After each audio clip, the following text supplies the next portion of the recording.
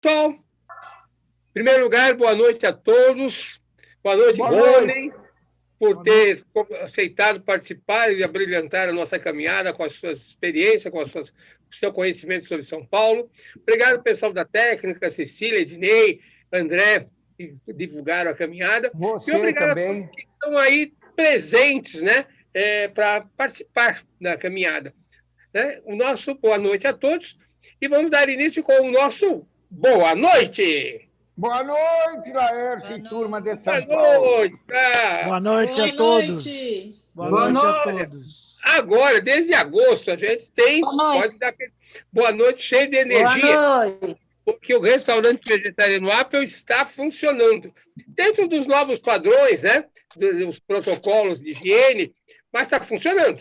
Né? Mantém o mesmo sopa, salada, 3 pratos quentes, né, já montados, mas se você não gostar de um ingrediente, você pode intercalar doces, sobremesas e aquela qualidade de alimentos saudáveis, muitos são orgânicos, são do próprio sítio do Carlos, né?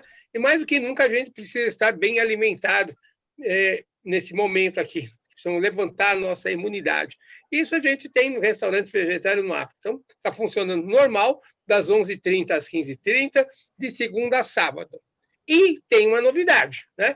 Então, lá vocês, quem conhece, sabe que o prédio tem o pé direito bastante alto, não precisa de ar-condicionado, tem bastante janelas, tem como é fácil fazer o distanciamento social, né? Os funcionários estão com a máscara, o alimento já vai na mesa, não tem toalha, não tem pano, já vai os talheres dentro de uma embalagem plástica, então está todo dentro das normas. E agora, mês de dezembro está aí, é o mês de presentes, de festas, e o restaurante vegetariano está dando um presente para vocês. Né? A partir do primeiro sábado, primeiro, segundo, terceiro sábado de dezembro, aqueles que almoçarem no restaurante vegetariano Apple vão ganhar um tour pelo Centro Novo de São Paulo. Mas, segundo esses protocolos atuais, a gente não pode ser com uma caminhada, vai todo mundo, 40 pessoas, são 12 pessoas. Então, a gente precisa que aqueles que quiserem almoçar e fazer o passeio, então tem que se inscrever, dar o nome e participar. Não vai pagar nada pelo tour, vai pagar o preço normal para o almoço e 12 pessoas vão fazer o tour. Serão 3 no mês de dezembro, cada um diferente do outro, mas ali na região do Centro Novo. O almoço é às 12h30, almoça com tranquilidade, bate um papinho, e às 14 horas a gente sai para fazer o passeio. E segundo as normas também agora, um passeio de 2 horas de duração, 12 pessoas em ambiente aberto, espaço livre. Então se prepare aí, 3 sábados aí, começando já, quinta-feira a gente passa mais umas informações, e aí já vamos começar nesse primeiro sábado de dezembro, ok? Agora é com você, Carlos, e vamos daqui a pouquinho ouvir com toda atenção o Rony. Carlos, é com você. Bem, meus irmãos e minhas irmãs, estamos aí domingo para votar. Cada um vota em quem quiser, logicamente. E eu não estou muito otimista com os prefeitos. O que eu estou otimista é com o trabalho da comunidade, com o trabalho de cada um de nós. Diferença. Apesar desses... O Bruno já se provou um péssimo administrador, só por uma bênção divina para os outros 4 anos mudar. Eu acho que já teve prefeito, não em São Paulo, mas em outras cidades, que fez um péssimo primeiro 4 anos e depois melhorou. O Boulos, não quero comentar, porque não quero influenciar ninguém, cada um faz o que quer. O importante dessa história é que nós, cidadãos, temos que cumprir o nosso papel. Nós temos que fazer protocolos, entrar com ações, ir no Ministério Público, conversar com vários vereadores através das nossas associações e tentar fazer com que a cidade de São Paulo seja aquilo que nós queremos.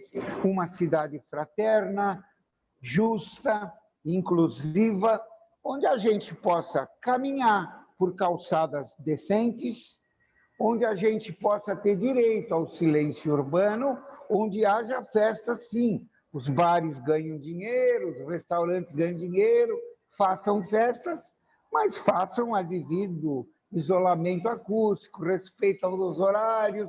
Quer dizer, são vários problemas que nós temos, sem esquecer que o centro tem um planejamento estratégico há 30 anos e ele está dando certo, apesar de nossos 2 últimos prefeitos não terem entendido. Nós temos hoje, não tínhamos, hoje nós temos 7 centros culturais, temos um grande movimento de construção, um grande movimento de moradia popular, não é? Nossas praças foram reformadas na gestão da marca, estão razoavelmente boa, o que precisa é as pessoas sentirem segurança para vir ao centro. É isso. São 15 anos de caminhada noturna, 30 anos de planejamento estratégico e companheiros e companheiras. Enquanto nós tivermos força e sopro de vida, nós vamos trabalhar por essa cidade e por uma vida decente para todos os seus habitantes, moradores, trabalhadores e turistas. Viva São Paulo, sempre! Hoje nós estamos recebendo o Ronei Citrinovitz, a quem eu não conhecia pessoalmente, mas sempre admirei pelos trabalhos acadêmicos que eu vi ele publicar. Então, Ronei, a palavra é sua, nós vamos desligar os nossos microfones para não dar barulho de fundo. Se você pudesse apresentar, contar sobre sua vida acadêmica, e depois... Fique à vontade, Ronei. Tá. Carlos, vocês estão vendo a Praça da República? Carlos? Sim, estamos. Eu desliguei meu microfone, sim. Estamos vendo. Tá bom. Estamos vendo. Tá bom. Bom, Cecília, se tiver algum problema, você me avisa, por favor, tá? Ok. Tá. Bom, boa noite a todos. Obrigado pela presença. Obrigado pelo convite, Laércio, Carlos. Obrigado a Cecília pelo apoio para preparar ontem a apresentação. É um prazer muito grande estar com vocês. Enfim, parabéns à caminhada e à história dela, enfim, como uma atividade tão importante na cidade, de andar pela cidade, de conhecer a cidade, de reunir as pessoas em torno da cidade. O passeio que eu estou propondo que a gente faça hoje, essa caminhada noturna pela Praça da República, a pergunta é um passeio principalmente pelas estátuas, pelos monumentos e esculturas da Praça da República, perguntando que história que essas esculturas, essas estátuas nos contam. E a ideia é percorrer, então, a praça, fazer um percurso pelos vários monumentos, depois chegar até o Largo do Aroche. E uma questão primeira que aparece, e imagino que muita gente conhece o centro, enfim, a caminhada já percorreu muitas vezes a Praça da República e o Largo do Aroche. A primeira questão é a invisibilidade das estátuas, né? Quer dizer, mesmo as pessoas que no cotidiano costumam andar no centro, passam pelo centro, dificilmente as pessoas no dia a dia prestam atenção nas estátuas, olham, veem quem é, quer dizer, é como se essas estátuas realmente fossem invisíveis.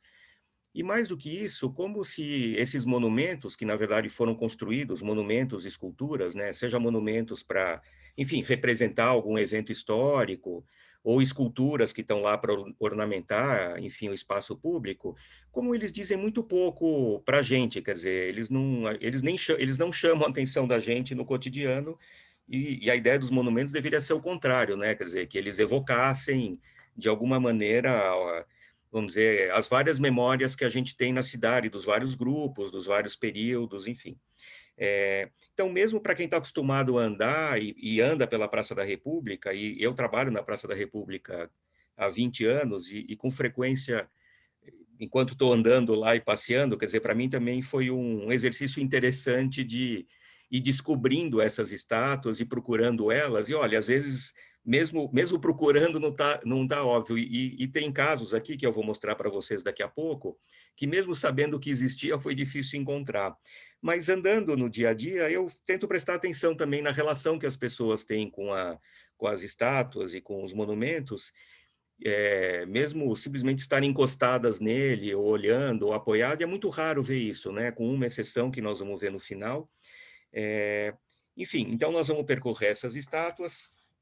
E uma primeira questão, essa é uma vista aérea da Praça da República, e é interessante porque ela, para quem está acostumado com a Praça da República, que é um lugar super agitado e movimentado, e com gente que fica, que senta, que... Enfim, ela é uma praça cheia de encontros diversos e passagem de vários lugares. Essa é uma vista bem bucólica de cima da praça, e a gente vê assim essa vegetação assim bem exuberante, né? Então ela é uma vista interessante. Uma questão para chegar nas estátuas, eu vou falar um pouquinho sobre como é que essa praça se tornou a Praça da República, com esse nome, né, e com esse significado,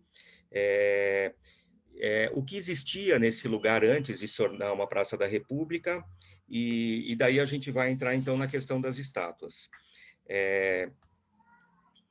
E em relação às estátuas, uma questão interessante é que a gente tem na Praça da República, a primeira estátua é de 1909, e a mais recente é de 2018.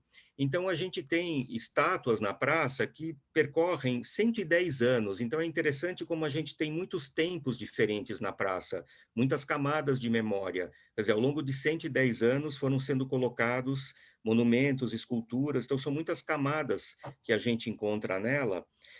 E também ausências, quer dizer, enfim, o que não foi colocado na praça para simbolizar a República, né?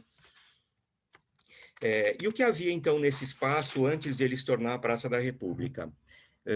Cecília, está dando para ver bem o mapa? Sim. Tá.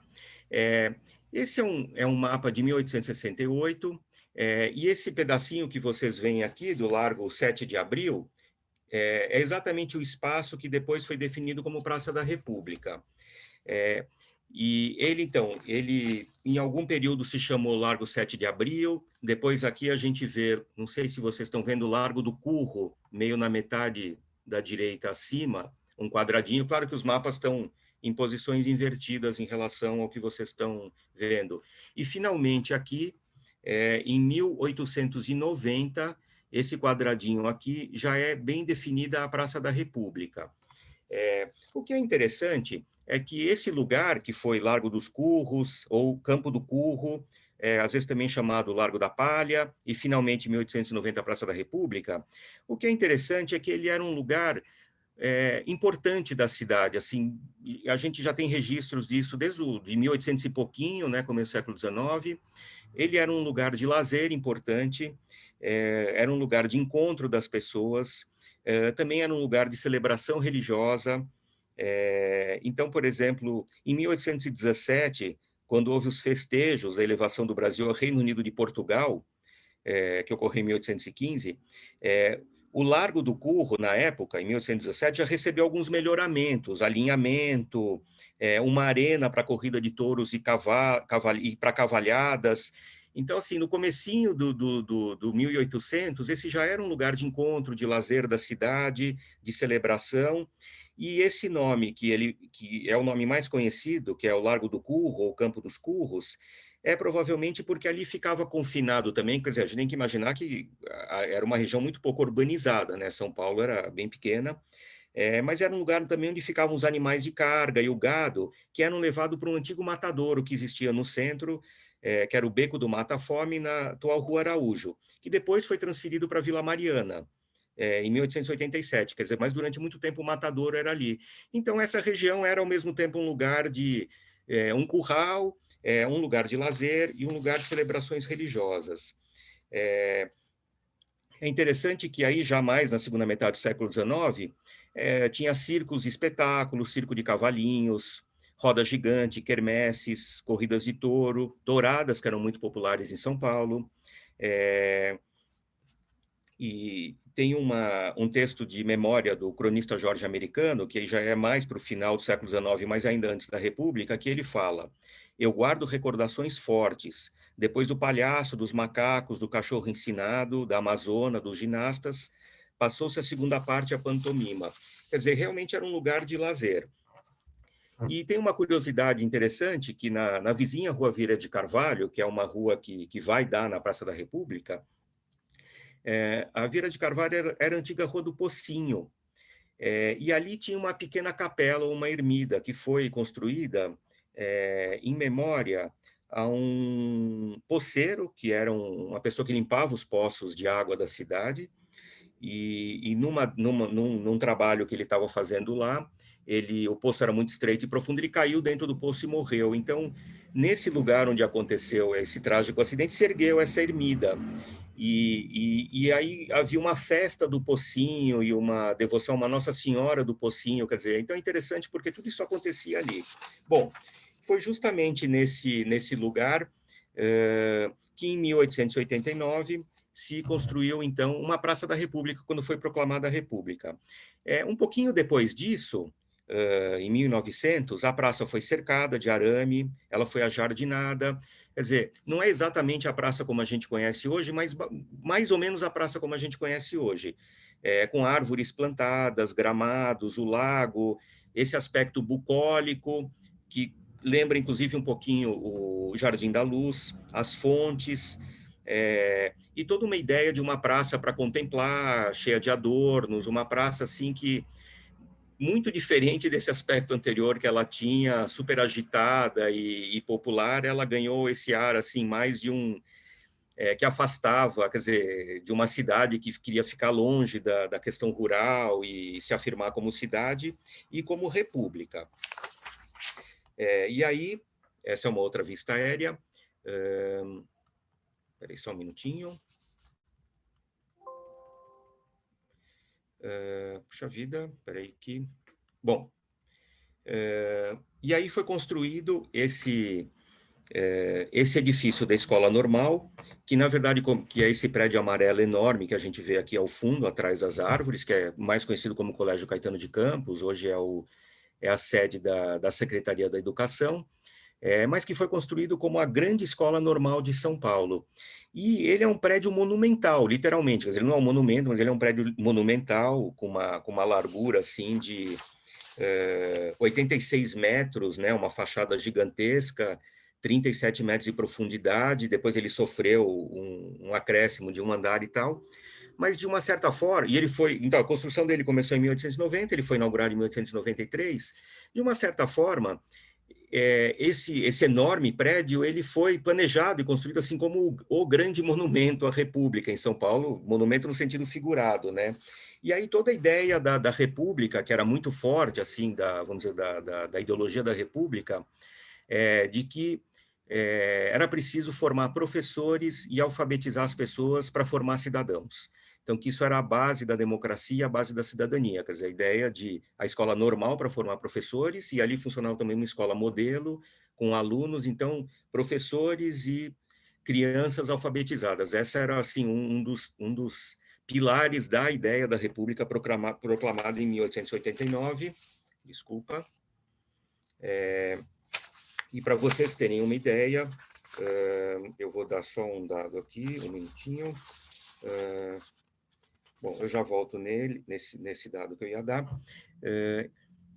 Então, esse prédio era conhecido assim como um templo da luz. Ele, na época, se falava numa fonte grandiosa de elevação moral, intelectual de São Paulo. Ele foi uma construção que marcou época, e essa ideia enfim, de que era, aqui a gente vê ele melhor. Então, essa ideia de que esse era o grande monumento à República. Antes dele, existia uma escola normal, quer dizer, já desde 1846, que funcionou até 1867. Só para vocês terem ideia, durante 20 anos de existência, ela formou apenas 40 professores, para vocês verem como era precário a formação de professores e a ideia de formar, enfim, mestres para o ensino. Depois, uma segunda escola normal foi aberta em 1875, com curta duração, e tinha a sede na Rua da Boa Morte, ali atrás da Praça da Sé. Então, essas eram as experiências anteriores, que tiveram curta duração e depois deram lugar a esse prédio. Bom, depois da construção do prédio da Escola Normal, a primeira estátua que foi construída foi um monumento a Cesário Mota, que é uma obra do Amadeu Zani, que era um dos grandes escultores de obras públicas de São Paulo, e foi inaugurado em 1909. Essa data é significativa porque a gente pode inferir que ela foi erguida para comemorar os 20 anos da República.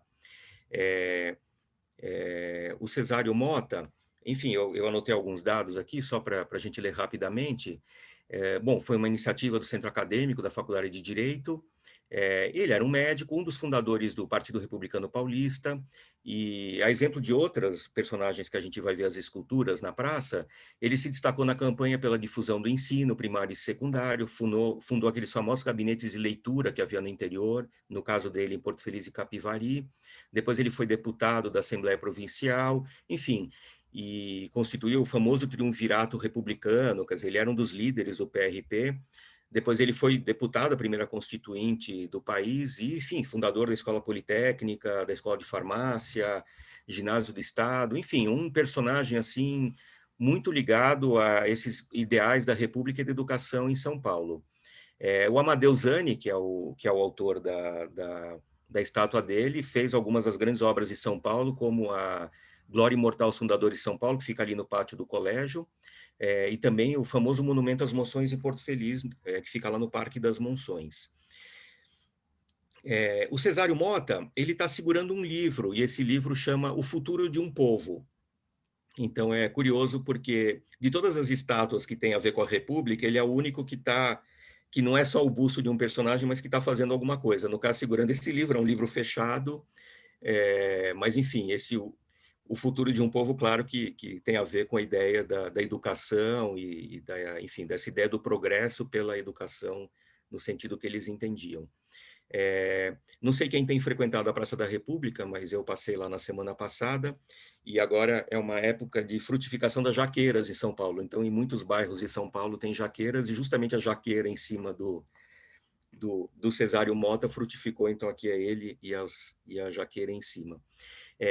Outros dois personagens que são ligados à República, que estão na praça, também assim com esse mesmo perfil do Cesário Mota, são Caetano de Campos, também do Amadeu Zani, e o Bernardino de Campos, do Luiz Morrone, a primeira de 30, a segunda de 41. O Bernardino de Campos, como vocês estão vendo, ele tá, enfim, a estátua sumiu, tem só o pedestal.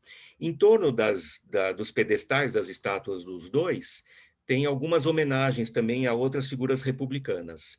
E aí um pouco o perfil dos dois é parecido com o Cesário Mota, quer dizer, no caso do Caetano de Campos também, ele foi o primeiro diretor da Escola Normal, quer dizer, essa escola inaugurada em 1893, foi ele que reorganizou o ensino paulista, na gestão do Prudente de Moraes, que foi presidente do Estado, depois foi presidente da República, e na estátua dele está escrito: aos pioneiros do ensino na República, gratidão do professorado e da infância das escolas do Estado de São Paulo. Ícone do professorado público, reformador, símbolo da instrução pública. O Bernardino de Campos está escrito, enfim, ele foi advogado, foi deputado também em 89, chefe da polícia, também foi deputado constituinte, foi presidente do Estado, né? Na época era o nome que se dava aos governadores. Ele era governador do Estado quando foi inaugurado a Escola Normal, depois ele seguiu uma carreira política.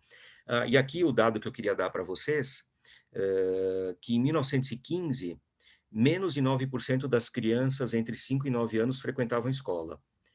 Isso em 1915. E a taxa de analfabetismo no país era de 70%. Quer dizer, isso dá uma dimensão para a gente, que a gente sabe, muitos de nós vivemos períodos em que, enfim, obviamente os números não eram esses, mas dá uma dimensão do que era essa ideia republicana. Um quarto personagem ligado à República, cuja estátua está na praça, é a única mulher que existe, depois eu vou falar de uma outra, cuja estátua sumiu, é a Carolina Ribeiro, que é a estátua mais recente relacionada à República que tem na praça. Como nós vimos, a primeira é de 1909 e essa é de 1982, também do Luiz Morrone. Como vocês estão vendo, são todos bustos ou ermas, né? Quer dizer, cortado no ombro e tal. E a Carolina Ribeiro tem um perfil também muito interessante. Bom, ela foi inaugurada por iniciativa da Comissão de Professores do Colégio Caetano de Campos. Ela foi a primeira mulher diretora da Escola Normal em 39, e ela tem um perfil de um ativismo católico. Ela era professora da Liga das Senhoras Católicas, nos anos 30, foi a presidente da Liga do Professorado Católico, ela teve ligada à Revolução de 32, foi diretora do Serviço de Assistência às Famílias, dos combatentes, e ela representa também uma vertente assim da educação como papel do Estado, como os outros, mas com esse lado católico, que também integrou o projeto republicano de educação. E tinha um slogan para esse grupo, que é Amor à Pátria e a Deus, e eles se consideravam novos bandeirantes de educação. Então, aqui tem muitas associações, né, com a República, que é a Revolução de 32, o bandeirantismo, e como a gente sabe, tanto o bandeirantismo como a Revolução de 32 são assim, os grandes eixos da memória de São Paulo, e os grandes monumentos de São Paulo são ligados a 32, o obelisco no Ibirapuera, ao bandeirantismo, o monumento aos bandeirantes em Ibirapuera, o Borba Gato e outros monumentos em São Paulo. Bom, aqui a gente vê uma fotografia, de novo, da fachada do edifício da Escola Normal, da atual Secretaria de Educação, e a erma, né, o busto da Carolina Ribeiro, que fica olhando para a Escola Normal. Tem um outro monumento também ao Oscar Thompson, que também desapareceu, ficou apenas o pedestal, também com esse perfil, educador, diretor da Escola Normal, pioneiro, no caso dele, da introdução da educação física nos cursos em 21, enfim. Então, esses personagens, eles, como a gente está vendo, toda a ideia da República na praça, desde 1909 até 82, ela foi representada, simbolizada por esses personagens, homens e com exceção da Carolina Ribeiro, mas essa ideia um pouco do século XIX também ainda, mas dos homens que fazem história, enfim. E são os monumentos que simbolizam a República, além do grande edifício da Escola Normal. Na Praça da República, a gente ainda tem uma placa relacionada a 1932.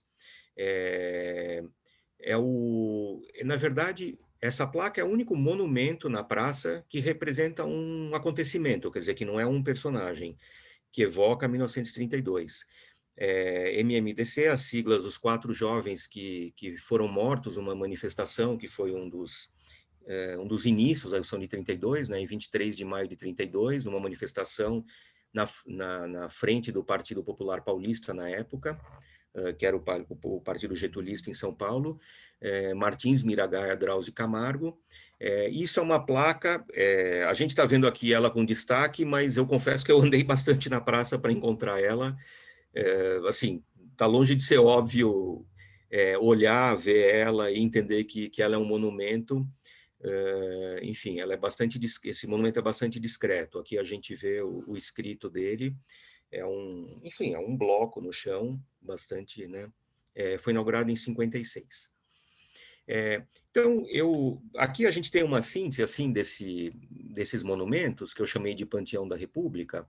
Então, o que a gente vê é toda uma construção de um imaginário da República, da celebração de uma identidade, para a qual a escola, a formação de professores, ensino público, era um símbolo de cidadania e progresso. Eu separei uma frase do Jorge Nagli, que é um historiador da educação, que diz que a escola foi, no imaginário republicano, o signo da instauração da nova ordem, arma para efetuar o progresso. Então, são personagens que evocam a educação pública como uma missão de Estado, a ideia dos homens ilustres, né, os professores e diretores da escola normal, com uma marca muito forte de uma celebração paulista e paulistana da República, a presença do ensino católico associado ao bandeirantismo e a 32. Agora, o que é interessante quando a gente pensa nessa memória da República é a gente pensar nos ausentes também. E a gente poderia fazer uma lista muito grande, quer dizer, cada um de nós poderia olhar para isso e perguntar, mas por que não tem uma estátua desse personagem? Por que não tem um monumento a isso? E os ausentes óbvios, por exemplo, é o próprio Marechal Deodoro da Fonseca, quer dizer, que enfim, é um militar proclamador da República, não tem um monumento a ele. Prudente de Moraes, que é o primeiro presidente civil e paulista, depois do Deodoro da Fonseca. E mais ainda, além dos personagens, a gente poderia, quer dizer, não é uma lista burocrática de presidentes da República, são personagens associados à República. Mas mais do que tudo, a gente não vê na Praça da República um grande monumento à própria República como ideal e como um movimento. A gente poderia dizer que é o edifício da Escola Normal, mas não um monumento. Ou um monumento ao movimento abolicionista e diversos personagens mais diretamente ligados ao abolicionismo. Um grande monumento que celebrasse a abolição da escravidão, que é, enfim, poderia ser assim o centro da Praça da República. Ou, por exemplo, um monumento à cidadania. Então, assim, essa lista a gente pode conversar depois, ela poderia ser muito maior do que isso, mas claramente a gente tem na praça a celebração desse conjunto que é muito ligado à ideia da educação paulista e à implantação da escola normal. Aqui eu coloquei, só como ilustração, o monumento a Carlos Gomes, que fica entre o Anhangabaú e o Teatro Municipal. É um monumento muito grande que tem ali, e aqui tem um monumento, a parte que chama Fonte, Glória, Ordem e Progresso. Eu coloquei só como ilustração, claro que a gente tem muitos monumentos em São Paulo, mas como a ideia de um monumento que tem muito movimento, não é só por causa dos cavalos, mas porque uma das coisas que me chama a atenção na Praça da República é como eles são monumentos de personagens totalmente estáticos, os bustos são relativamente pequenos, quer dizer, como a celebração da República ali, ela é, de certa forma, tímida, discreta, e aí quando a gente vai para outros lugares em São Paulo e vê monumentos como esse, inclusive com a representação da mulher, que é um símbolo da República desde a Revolução Francesa, da Marianne, coisa que a gente não vê na Praça da República, né? Quer dizer, a representação da República é a figura da mulher, e esse aqui é um monumento à independência do Brasil, que foi inaugurado em 1922, para celebrar os 100 anos de independência, mas eu só mostrei como uma ideia de um monumento assim muito mais, vamos chamar assim, exuberante do ponto de vista da força que ele evoca, né? Aí, continuando na Praça da República, a gente vai encontrar alguns personagens interessantes que apareceram lá. Eu vou mostrar para vocês eles em ordem cronológica. E aqui é curioso, porque quando a gente olha para eles aqui, eles parecem um pouco disparatados, né? Quer dizer, o que eles estão fazendo na Praça da República? E eu acho que é interessante porque provavelmente muitos grupos e movimentos, quando queriam fazer um monumento, e nós vamos ver o que eles são, escolheram a Praça da República, possivelmente escolheriam hoje ainda a Praça da República como um lugar importante da cidade para construir o seu monumento. Se a gente pensar quais são esses lugares em São Paulo que tem monumentos, né? Quer dizer, no centro a gente tem alguns lugares importantes que tem monumentos, né? Tem o Largo do Aroche, tem o Anhangabaú, a região toda em torno da Biblioteca Municipal, que é uma região cheia de monumentos. Enfim, tem outras praças, depois tem o Parque Ibirapuera, mas assim, também não são tantos lugares na cidade que tem monumentos e que, vamos dizer, alguém que quisesse fazer um monumento olharia para esse lugar. Eu vou mostrar eles por ordem cronológica. Bom, o primeiro é uma placa, na verdade, que é uma placa que está na entrada da EMEI, da Escola Municipal que fica, que é uma placa ligada à atuação do Rotary e celebra a amizade entre os povos. É uma placa de bronze, de 36, foi inaugurada durante a visita do fundador e presidente, na época, do Rotary Internacional, que visitava o Brasil, e durante a viagem dele, ele plantou uma árvore na Praça da República em 36 e ali foi feita uma placa um pouco menor do que aquela que a gente viu de 32, que está situada hoje na entrada da EMEI. O segundo monumento, que na verdade é uma escultura, né, não é um monumento, ele provavelmente foi implantado entre 38 e 45, ele é um monumento ornamental, decorativo, ele é uma escultura do Mercúrio em repouso.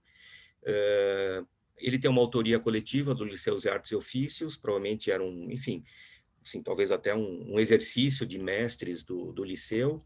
Ele é muito bonito, e ele está lá, ele é ornamental, ele está perto do lago, enfim. Então, ele é desse período de 38 a 45.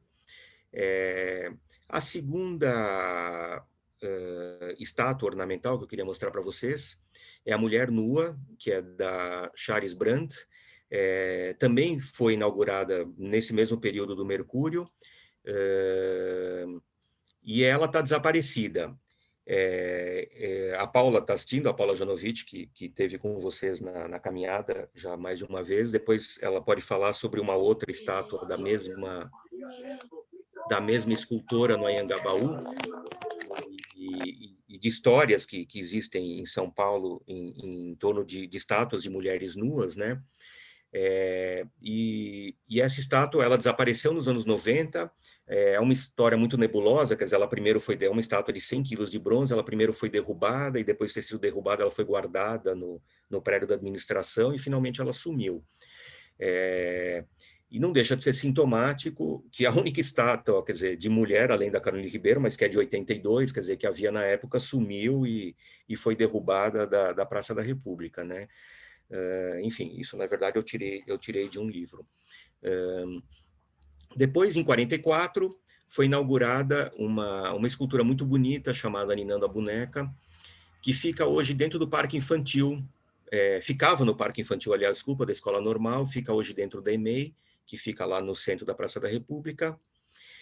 Claro que também a gente pode discutir, é uma representação, é muito bonita a escultura, a menina brincando com a boneca, a gente pode discutir toda a questão da representação enfim, da ideia da maternidade e tal, mas não deixa de ser uma menina brincando e uma estátua que possivelmente foi pensada para ficar num parque infantil. Aqui a gente vê melhor ela no contexto do parque, e aqui tem uma história curiosa, porque eu sabia que tinha escultura lá, mas eu não conseguia entrar na escola de dia, inclusive porque tinha aula. Então eu fiquei no portão tentando um ângulo assim e não conseguia fotografar direito, e aí veio uma senhora que é a servente, viu que eu estava lá e perguntou se eu queria alguma coisa. E eu disse para ela que eu gostaria muito de fotografar a estátua, disse que estava pesquisando as estátuas. E aí ela falou: tá bom, eu faço para você. Então eu emprestei o meu celular para ela, e ela que fez essas duas fotos lindas da escultura. Provavelmente ela gostava muito da escultura também. E aí foi curioso que ela acabou fazendo um ensaio da escola para mim. Ela fotografou as instalações, o parquinho, o grafite que tem nas paredes, e voltou depois de alguns minutos e me devolveu muito gentil com essas fotos bonitas. Aqui eu acrescentei, como curiosidade, algumas fotografias da Escola Normal de 1908. Então, a Escola Normal formava professores e ela tinha uma escola modelo. Essa escola modelo tinha todos os períodos letivos, desde o que na época era o jardim de infância, até o ensino médio. Então, aqui vocês veem as crianças em 1908, inclusive esse prédio que depois foi demolido aqui atrás, que é muito bonito, quando alargaram a São Luís, quer dizer, que ficaria atrás da atual Secretaria de Educação.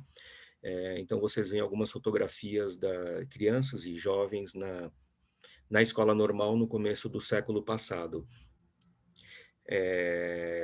A Escola Normal, ela pretendia ser modelo, então, além de toda a questão dos métodos pedagógicos, enfim, todo o mobiliário era desenhado para as crianças poderem ficar confortáveis, e todo o material escolar era preparado com jogos, com atividades lúdicas. Então, embora a gente esteja vendo uma cena que parece para a gente assim muito careta hoje, mas provavelmente era na época assim uma ideia de conforto e permitia que as crianças, enfim, toda uma ideia de que a criança ficasse confortável para o aprendizado e tal. Na sequência cronológica, em 57 foi erguido esse busto do Baden-Powell, que era um general inglês, enfim, participou de uma guerra colonial contra o exército Boer, na luta entre ingleses e holandeses na África do Sul, e ele é o fundador do escotismo. Essa estátua ela fica virada assim para Vieira de Carvalho. Aqui vocês veem a placa que tem do lado dela, né, a iniciativa da Comissão de Escoteiros, de 59. E aqui o que é interessante, a gente pode achar que o Baden-Powell aqui é um intruso, mas ele não é. Nos anos 20, um pouco depois daquelas fotos que a gente viu, o escotismo, que até hoje é muito popular, ele era extremamente popular em São Paulo. E não só ele era popular, como ele era visto pelos educadores e mesmo pelos educadores da Escola Nova, como um modelo de organização de crianças e jovens, desde os grupos etários que eram organizados, as ideias de jogos, toda a concepção também de atividades ao ar livre, enfim, tinha uma série de ideias do escotismo que eram respeitados e eram se aproveitados pelos educadores da Escola Nova, ligados à República. Então, na verdade, não é estranho que, além da Praça da República ser um lugar central, que o movimento escoteiro tenha colocado a estátua dele na Praça da República. Eram muito populares também as excursões de escoteiros que visitavam as cidades do interior, e faziam assim, chamavam os batalhões escoteiros, eles chamavam também de novos bandeirantes, enfim, tinha toda uma ideia de escotismo que depois acabou sendo apropriado pelo Estado Novo também, enfim, tem um monte de questões aí, mas eu só queria chamar a atenção que acaba tendo uma relação com a República, ela está aqui. Bom, na sequência, a gente vê o pedestal, na verdade, do Sabiá Laranjeira, que é uma escultura ornamental, que é um passarinho, né, que voou, ele também não está aí, mas era uma ave brasileira, era o símbolo de São Paulo, ela foi inaugurada em homenagem ao Dia da Ave, que foi instituído em 1966. E no ano seguinte a estátua foi implantada. Aparentemente ela ficava no meio do lago, mas agora ela está fora e ficou só o pedestal. Aqui eu só estou mostrando para vocês uma outra imagem do lago, assim, super bucólico da praça e tal. Indo na sequência, em 69, foi inaugurada a estátua do Zamenhof, que é o fundador do Esperanto, que também é um outro movimento muito popular no Brasil. O Brasil é um dos países que tem a maior associação esperantista do mundo, adeptos enfim, da filosofia do Zamenhof e principalmente da língua, a ideia de que o Zamenhof criou, havia muitas ideias de língua universal, quer dizer, línguas que o mundo inteiro falasse a mesma língua, mas certamente a mais bem-sucedida, quer dizer, aquela que tem mais adeptos e pessoas que aprenderam e defendem é o Esperanto, e foi inaugurado em 69, iniciativa do Centro Esperantista Mackenzie. Enfim, ele está lá o Zamenhof, ele era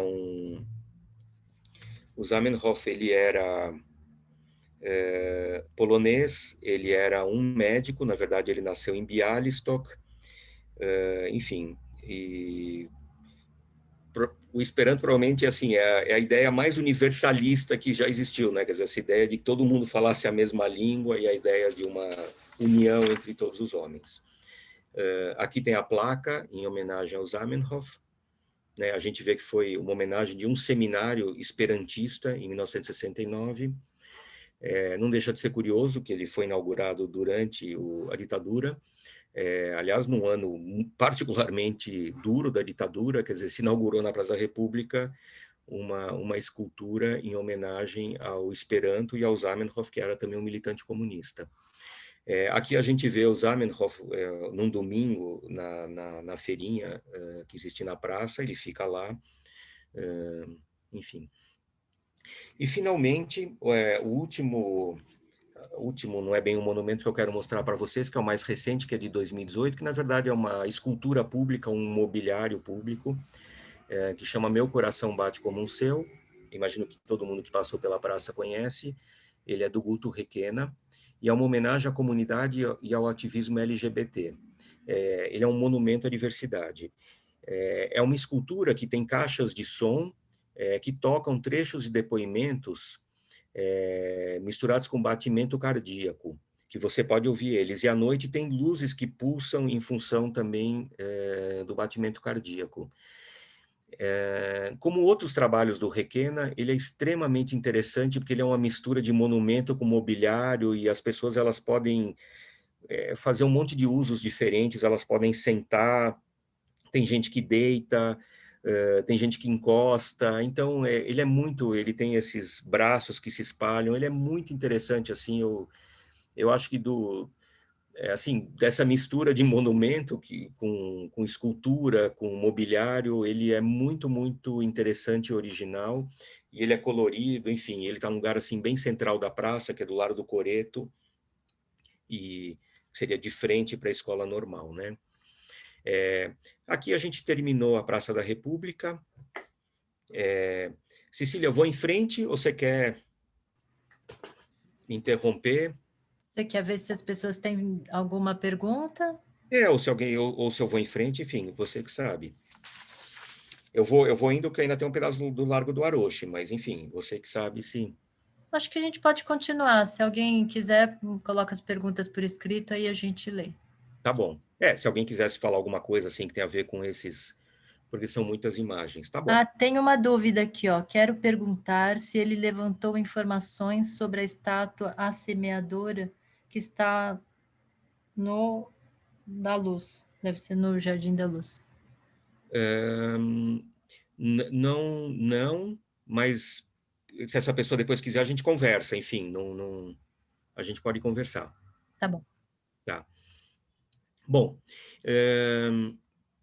quando a gente sai da Praça da República, a gente vai encontrar de cara, entre os personagens e os eventos que não estão representados, simbolizados nessa República de Monumentos, o primeiro que a gente vai encontrar é o índio, que está na Avenida Vieira de Carvalho, bem de frente da Praça da República. Quer dizer, a estátua dele está olhando para a Praça da República, mas ele está fora, ele está no limite da Vieira de Carvalho. Quem conhece ali, quer dizer, ele está como se ele está no meio da calçada, porque a calçada é larga, quer dizer, tem uma calçada no meio das duas mãos da rua, mas ele está ali bem, quase na esquina, e ele é uma escultura de 39, o Índio Caçador, do João Batista Ferri. Aqui tem uma outra perspectiva dela. E aqui o que me chamou sempre a atenção é esse índio que está fora da Praça da República. Mas ele está fora da Praça da República e ele olha para a Praça da República. E claro que é uma escultura super romantizada, quer dizer, de um índio caçador, numa pose ou numa situação que não parece absolutamente ser verossímil, né? Quer dizer, essa ideia do índio caçador nessa pose, enfim, ela parece realmente ser uma imagem assim, muito mais, vamos dizer, parecida com aquelas imagens de índios que a gente vê nas estátuas dos bandeirantes, né? Quer dizer, uma estátua super idealizada de um índio romântico que não corresponde enfim. E essa ideia de que ele está fora da Praça da República, né? Quer dizer, e olhando para a praça, então sempre me chamou a atenção ele lá. E aí, indo para o Largo do Aroche, que é uma distância super curta da Praça da República, né? Basicamente são um quarteirão e pouco, o Largo do Aroche que acabou de sofrer uma reforma, a gente vai encontrar um outro parque de esculturas. Uma das duas mais famosas, a primeira é o Banho do Brecheret, depois do Banho do Brecheret, que a gente vê aqui em cima à esquerda, super bonita, uma estátua que assim, todo dia tem gente encostada nela, assim, é uma estátua que realmente foi apropriada pela população que frequenta o Largo do Aroche. Do lado direito, a gente vê a maior parte dos bustos do Largo do Aroche foram derrubados. Ele ali tinha um jardim de escritores com Guilherme de Almeida e vários outros, que é o lugar onde fica a Academia Paulista de Letras, no Largo do Aroche, mas praticamente não sobrou nenhum deles. Então a gente vê aqui os 3 pedestais sem o busto em cima. Não deixa de ser curioso que todo esse projeto de reforma do Largo do Aroche, que eu nunca entendi, mas ninguém nem olhou para as esculturas, né? Quer dizer, elas, enfim, como se elas não fizessem parte da discussão sobre o Largo do Aroche. Tem também uma escultura grande de um imperador romano, que é um imperador ligado às artes e às letras, também por conta da presença da Academia Paulista de Letras. Então, aqui, de novo, os 3 pedestais sem estátua. E aqui, há pouco tempo, eu voltei lá, e aí tem uma cena muito curiosa que eu queria mostrar para vocês, assim, com certo humor, que é essa aqui do meio, aparece aqui no meio dos 2 pedestais. Vocês estão vendo que tem um pedacinho tem o pedestal e tem um pedacinho da base do busto que ficou em cima do pedestal. E aqui tem um outro pedestal que está do lado da estátua do Brecheret, da escultura do Brecheret, e parece estar nascendo uma estátua ali dentro. Então eu fotografei, achei que era curioso, porque assim, é como se ela estivesse abrindo o pedestal e nascendo lá de dentro, né? Aqui a gente pode ver melhor, acabou ficando uma cena assim meio curiosa, né? Isso quem passar lá vai ver agora. Aqui eu só queria mostrar, quer dizer, enfim, nesse Jardim dos Escultores tinha o Guilherme de Almeida e outros, Mas aqui eu só queria mostrar, não tem nenhuma relação com São Paulo, mas eu só queria mostrar, trouxe para vocês outras esculturas de escritores. Essa do Manuel Bandeira no Rio de Janeiro, quer dizer, como, claro, são épocas diferentes, inclusive, estéticas diferentes, mas como pode ser interessante uma escultura de um escritor, assim, essa do Manuel Bandeira, sentado assim meio na calçada, como se ele estivesse olhando e conversando com as pessoas, escrevendo. Ela é muito bonita, no centro do Rio de Janeiro. Então, quando a gente pensa na relação que a gente tem com os personagens, com as estátuas, a relação nossa não é com a estátua, é com os personagens evocados, né? Como pode ser interessante quando a gente olha por uma escultura como essa.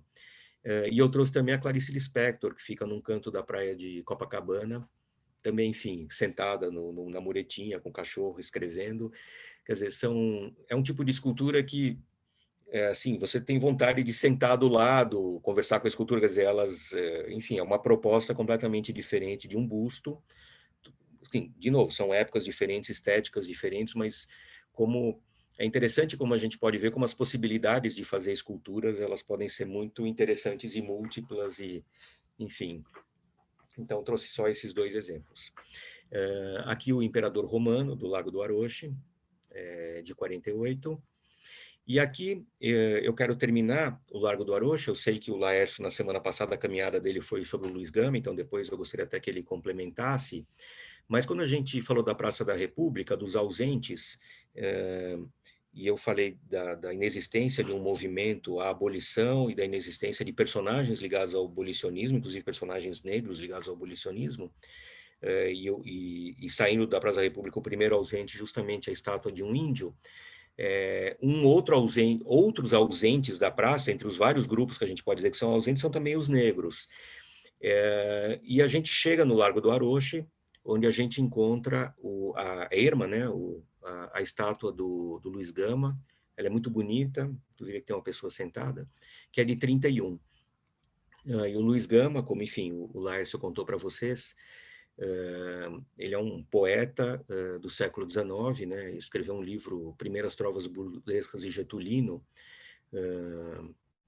que hoje muitos autores dizem como é possível que ele não tenha entrado assim no nosso estudo de literatura básica, no nosso cânone de literatura, como um dos grandes poetas do século XIX do Brasil. Ele foi também um advogado, foi um militante abolicionista, foi um dos fundadores do Clube Radical Paulistano, foi cofundador com Ângelo Agostini do Semanário Diabo Coxo, foi colaborador do Cabrão, quer dizer, ele teve uma vida intelectual extremamente interessante no século XIX.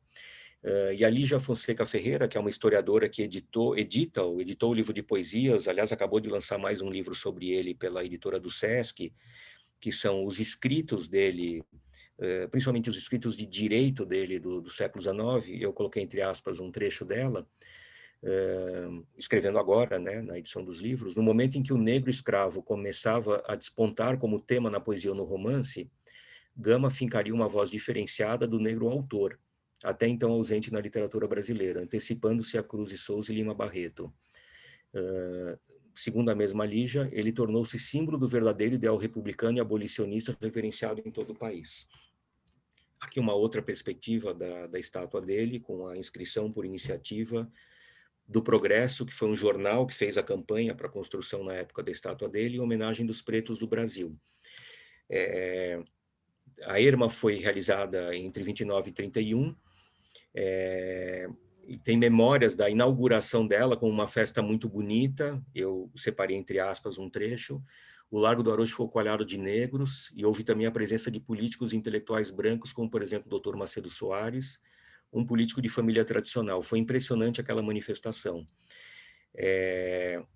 Só para lembrar de outras estátuas em São Paulo que têm relação com personagens negros, a estátua da Mãe Preta, que é uma estátua que está no Lago do Paissandu, agora não está dando para ver ela, a prefeitura fez lá uma área de banhos para pessoas em situação de rua, do lado da igreja, e a estátua de Zumbi dos Palmares, inaugurada em pouco tempo, e agora do Tebas, que também foi inaugurada há pouco tempo, mas são bem poucas estátuas, assim como são poucos lugares da memória que evocam a presença dos negros e também a história da escravidão. No caso do Luiz Gama, como o Laércio contou para vocês, o que é interessante é que ele tem os dois lados, né? Quer dizer, o Luiz Gama foi uma criança escravizada, né?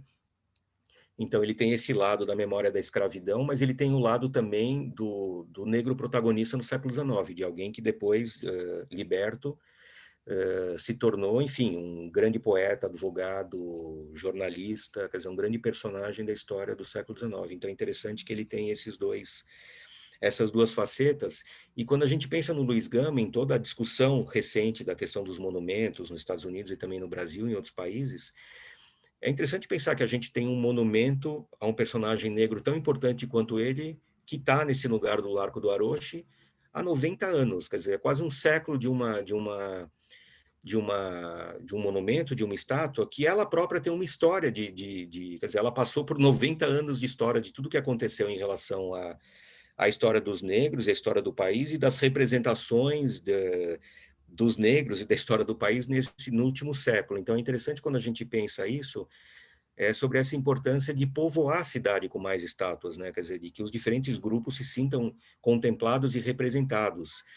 A gente viu na Praça da República que existe uma estátua, por exemplo, de uma mulher, da Carolina Ribeiro, mas a própria representação da República, que é de uma mulher, nós não vemos. Quer dizer, quando a gente pensa em trabalhadores, em imigrantes, em mulheres, em índios, quer dizer, em tantos grupos cuja representação podia estar, de alguma forma, na Praça da República. E isso não é necessariamente fazer um busto, quer dizer, é uma questão de pensar como é que seriam essas representações.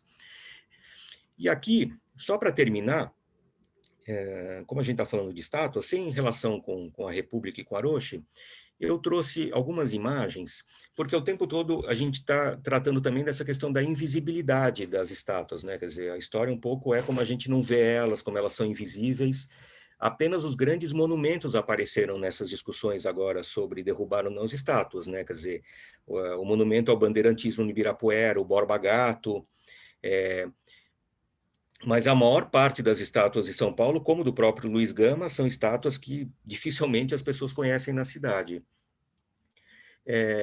E aqui é curioso, até estava conversando com a Cecília ontem, ela me disse que a caminhada já passou várias vezes, no Largo Santa Cecília, na verdade, do outro lado, lá no final da Angélica, tem um conjunto de esculturas de um grupo de trabalhadores, que são os coletores de lixo e os outros trabalhadores associados ao sindicato, né, jardineiro, coletor de lixo, copeira, faxineira, cuja questão das pessoas em relação à invisibilidade do trabalho delas e ao preconceito do trabalho delas levou o sindicato a fazer estátuas para celebrar essas pessoas. Então, é interessante como a estátua aqui foi uma solução para elaborar um pouco a essa questão da invisibilidade das pessoas, desses trabalhadores, e então o próprio sindicato encomendou essas esculturas.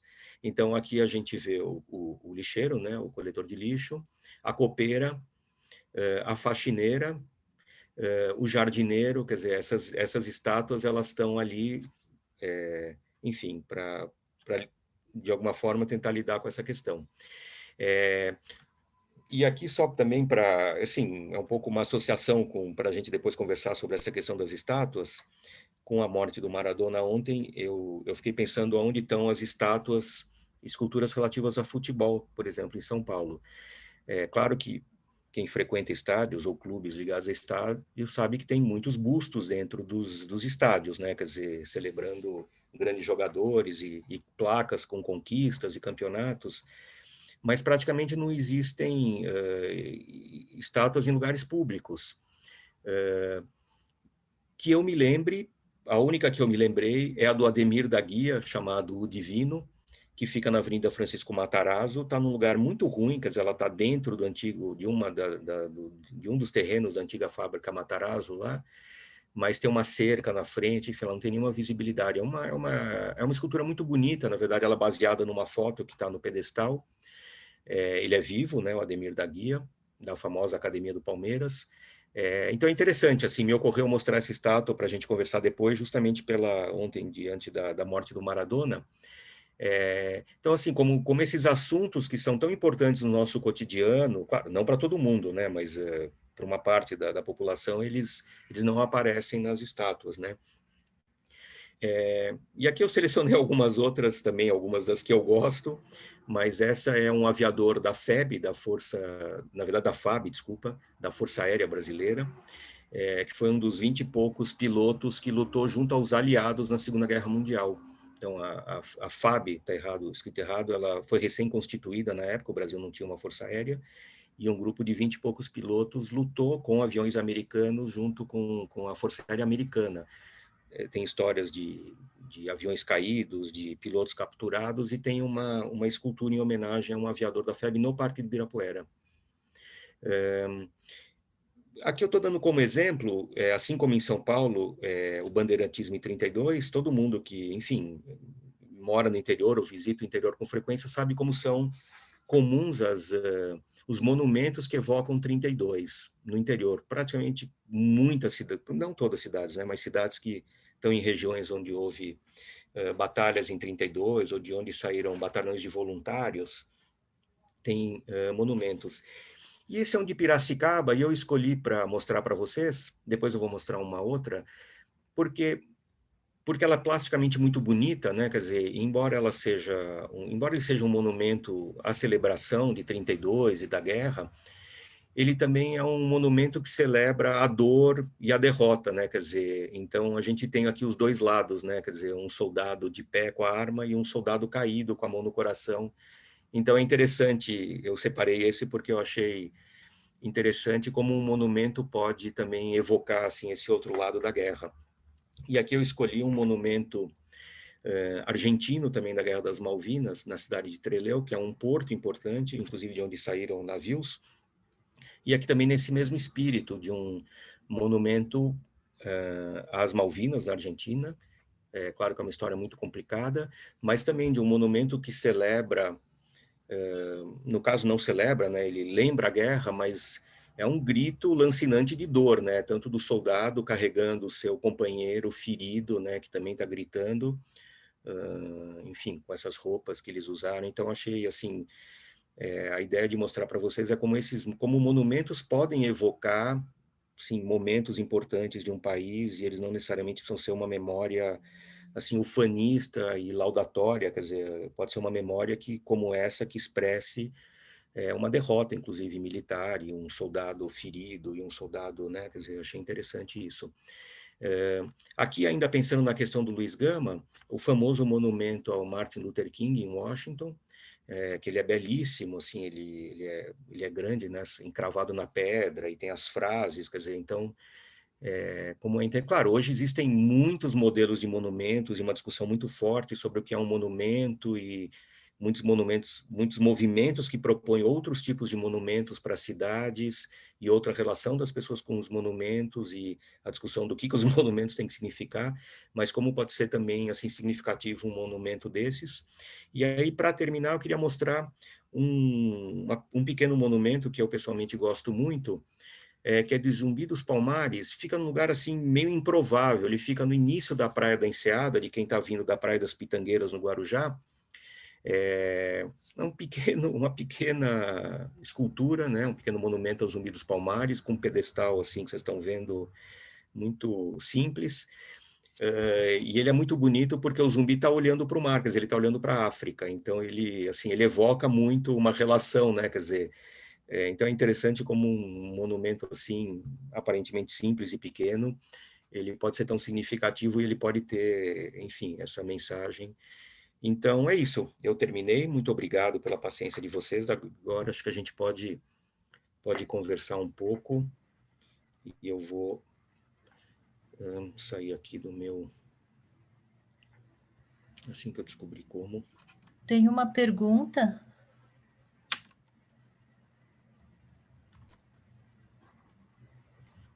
Só um minutinho, Cecília, eu vou sair.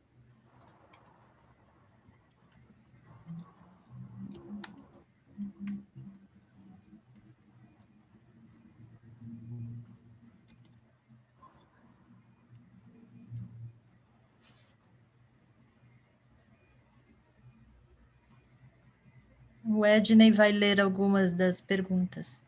Tá legal. Bom, primeiro um comentário você falou dos esportistas. Alguém lembrou que tem a estátua da Maria Esther Bueno, também aqui em São Paulo, não lembro exatamente onde é, mas eu lembro que já Já vi também. E aí pergunta mesmo, a Débora perguntou se tem o estudo sobre as estátuas nos cemitérios de São Paulo, como o próprio cemitério de São Paulo também, em Pinheiros. Tá. Olha, quem falou da Maria Esther Bueno? O Gorski. Foi o Michel Gorski. Ah, tá. Tô vendo lá o Michel. Não, só interessante, inclusive o Michel, nós fomos juntos um dia na Rua Javari, ver um jogo do Juventus, e só contar essa história que é interessante, ali tem um busto do Pelé, dentro da Rua Javari, ao lado de um jogador que agora não me lembro, mas que é o grande ídolo do Juventus. E o interessante desse busto do Pelé é que talvez seja a única homenagem de um derrotado a um vitorioso no futebol, porque o Pelé está lá celebrado pelo gol mais famoso que ele marcou, que é o famoso gol que ele deu de 5 a 7 chapéus na sequência e depois fez um gol. Mas como não existe filme, não tem registro de imagem desse gol, cada um conta de um jeito. Mas esse gol ficou tão famoso e tão assim incrível que o Juventus ergueu, e ele foi feito na Rua Javari contra o Juventus. Então, o próprio Juventus ergueu uma homenagem ao Pelé pelo gol sofrido dentro da Rua Javari. Então, uma história curiosa de um monumento. E sobre cemitérios, existem muitos trabalhos, foi a Débora que perguntou, né? Isso. Sobre cemitérios existem muitos trabalhos, porque grandes escultores de São Paulo, de Brecheret, Zani e outros, que tinham ateliês de obras públicas, faziam túmulos por encomenda. Então, quem visita, por exemplo, o cemitério São Paulo, lá na Vila Madalena, vai encontrar um verdadeiro museu a céu aberto de esculturas, com obras maravilhosas de esculturas, e não só esculturas no sentido que a gente está tratando aqui, mas todos os detalhes dos túmulos, os gradis, os suportes dos vasos, as placas, tudo feito assim artisticamente por esses grandes artistas que tinham ateliês e que faziam por encomenda. A gente encontra muito no cemitério São Paulo, encontra no cemitério da Consolação, em outros cemitérios também. Aqui esses cemitérios têm, vamos dizer, as famílias mais tradicionais da cidade tinham dinheiro para encomendar desses grandes artistas. Mas isso existem trabalhos sobre esses escultores. O Brecheret, por exemplo, é um que tem várias obras no cemitério São Paulo, aliás, lindas, e quem gosta desse tipo de passeio, eu acho super interessante. O cemitério São Paulo, em especial, ele é um museu de escultura. Ali tem obras fantásticas e, claro, que evocam a vida, a morte, as saudades, mas o amor. Tem histórias contadas por essas esculturas, do ponto de vista dos filhos, dos que ficaram, dos que se foram. Mas é uma história, assim, existem trabalhos publicados sobre esses, porque isso foram décadas de trabalho desses artistas, dos mais famosos de São Paulo, mas outros também, vamos dizer, menos conhecidos, trabalharam nesses cemitérios.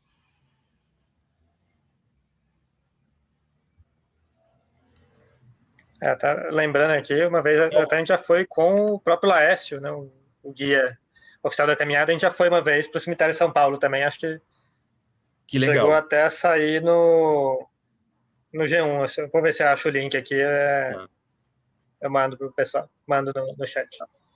Alguém aqui lembrou que o jogador do Juventus é o Clóvis. Alguém perguntou se o cemitério da Consolação. Só um minutinho. O Marcos, ele queria fazer um comentário sobre a Escola Normal da Praça da República. Marcos, você não quer ligar o microfone e falar? Oi, Cecília, obrigado. Estão me ouvindo? Sim. O comentário que eu queria falar, antes de mais nada, parabéns aí pelo Rony, pela explanação, e fica um convite, não, uma proposta de a gente fazer esse trabalho de outras praças, e agora falando em cemitérios, né, a maioria dos cemitérios, e principalmente esses aqui do centro, são verdadeiros museus a céu aberto, né? Como o Rony falou, independente do que eles estão mostrando, a tristeza, a saudade, a dor, seja o que for, tem obras de arte fantásticas, né?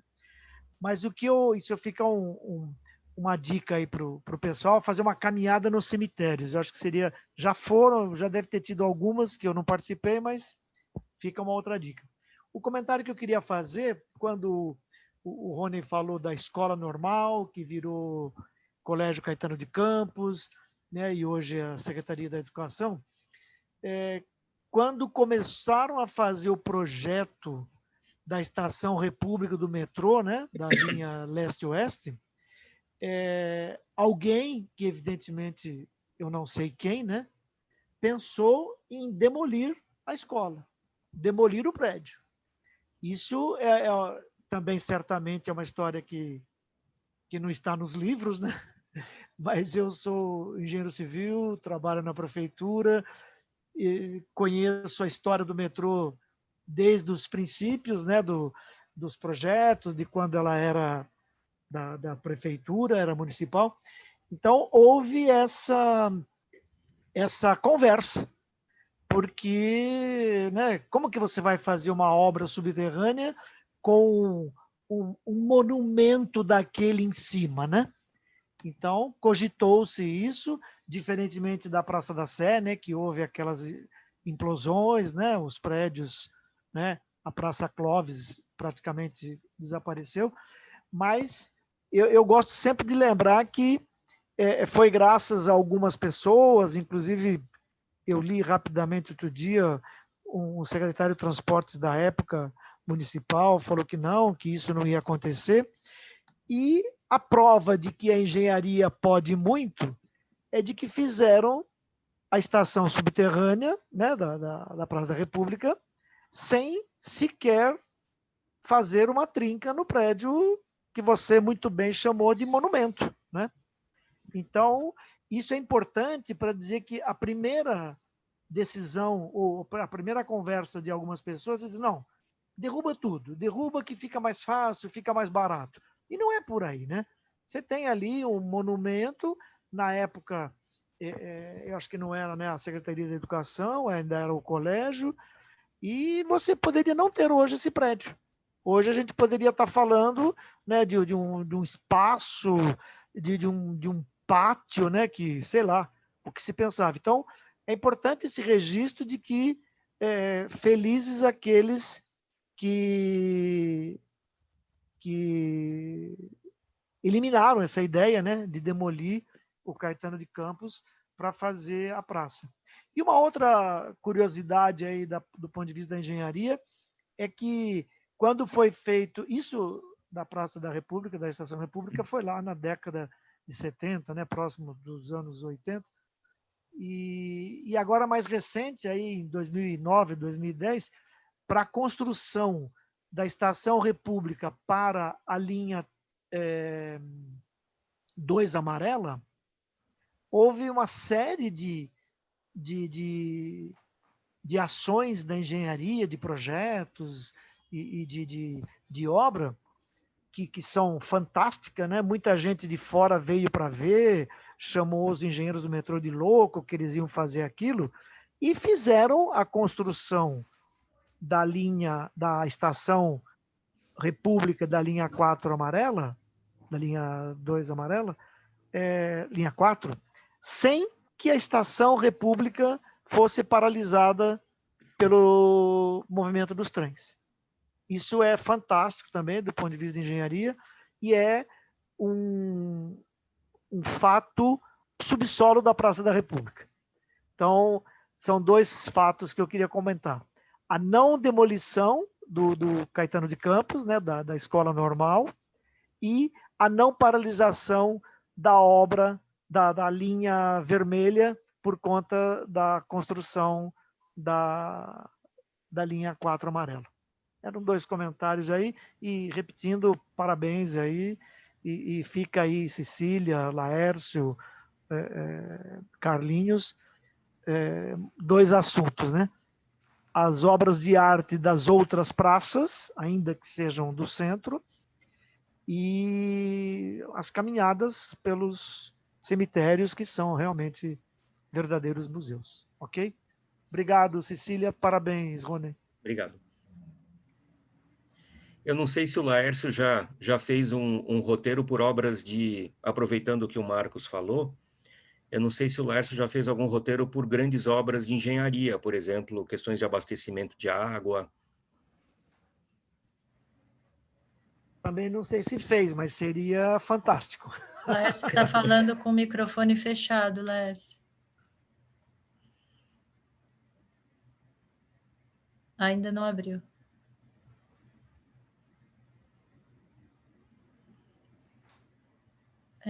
Enquanto o Laércio vai tentando abrir, a Débora está perguntando se você tem publicação dessas pesquisas sobre as estátuas, Rony.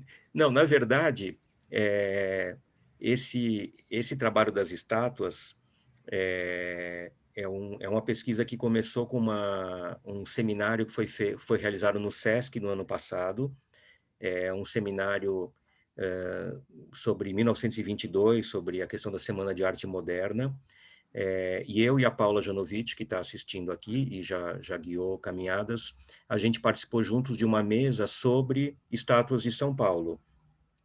Então, a parte da Praça da República eu fiz para esse seminário, e imagino que esses artigos, o da Paula também, eles vão ser publicados em breve pelo próprio SESC.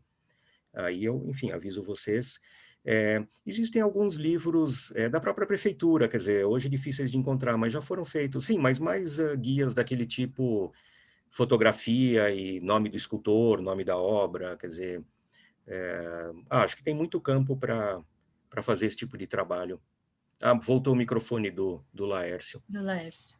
É só para dizer que das grandes obras de engenharia a gente não fez, mesmo porque muitas delas são em pontos mais afastados da cidade, a gente demandaria de um transporte, e a gente ultimamente tem feito mais aqui para a região central, ou num ponto que a gente combina uma estação de metrô para o pessoal encontrar e fazer. Mas é uma excelente ideia, acho que vale muito a pena conhecer essas grandes obras. Eu já conheci em outros lugares, em Itaipu, mesmo aqui em Barra Bonita, em outras cidades que tem aquelas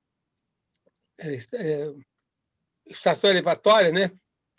Inclusa, né? Visitamos também Bariri, a usina, muito legal, né? Teria que ter, claro, uma pessoa técnica para explicar para a gente tudo isso. Mas é uma excelente ideia, claro. Vale a pena, sim, a gente conhecer essas grandes obras. Laércio, a gente tem isso que eu falei, talvez até valesse a pena a gente aprofundar e convidar o pessoal do metrô. Eu acho que tem essa característica dessas duas obras sob a Praça da República. Maravilha! Eu acho que vale a pena porque, como falei, a primeira é que não demoliu o Caetano de Campos, não desconfigurou a praça, e quem nunca andou de metrô não sabe o que tem embaixo da praça. Se é que tem alguém que nunca andou de metrô. E a segunda, do subsolo da Praça da República, é a construção da Estação República da linha 4 amarela. Do ponto de vista de engenharia, fantástico. Eu acho que vale muito a pena. Eu posso até me prontificar de fazer essa ponte com o pessoal do metrô para participar, na verdade, desta caminhada, né, virtual, né, online, e com as fotos das obras, a foto dela pronta, enfim. É fantástico, eu acho que vale a pena. Uma segunda obra que hoje ela não pode ser visitada, porque é uma obra de rede subterrânea de esgoto, mas ela é aqui na Ponte Pequena, que é o coletor de esgoto Anhangabaú, que foi coletado e passou por baixo do rio Tietê, mas a Sabesp também, com certeza, eu tive o prazer de visitar a obra antes dela entrar em carga. É um túnel fantástico, uma obra também de engenharia maravilhosa, e fica aqui no nosso entorno, né, que ela está ali próximo eu não me lembro se é da Ponte Casa Verde ou da Ponte do Limão, enfim. Mas são duas propostas aí para o grupo. A gente conversa, então, para a gente conversar. E, lógico, a gente vai lembrando de outras, outras obras de engenharia também que Tá estão ótimo. aí no centro, mas acho que a gente pode conversar, Cecília. Tá. Essa da Praça da República Obrigada. eu acho que é fantástica, porque tem o link com o que nós estamos falando, né? Certo, obrigada. Da superfície e do subsolo. Eu acho que essa é A gente fantástica. combina. Obrigada, viu, Marcos? Estou à disposição, Cecília. Tem mais uma pergunta aqui do Marcelo Correia, que ele leu sobre a empresa do Rony, chamada Narrativa 1, e ele queria que você contasse um pouco mais sobre essa iniciativa como historiador. Da Narrativa 1, tá? Bom, obrigado pela pergunta. Bom, a Narrativa 1 é um escritório, na verdade, de projetos de história, que faz pesquisas e organiza exposições, faz projetos para museus e principalmente para livros institucionais, livros comemorativos. Eu divido junto com a Mônica, e, enfim, a gente faz trabalhos como, por exemplo, um livro de 130 anos sobre história da saúde pública para o Hospital Emílio Ribas.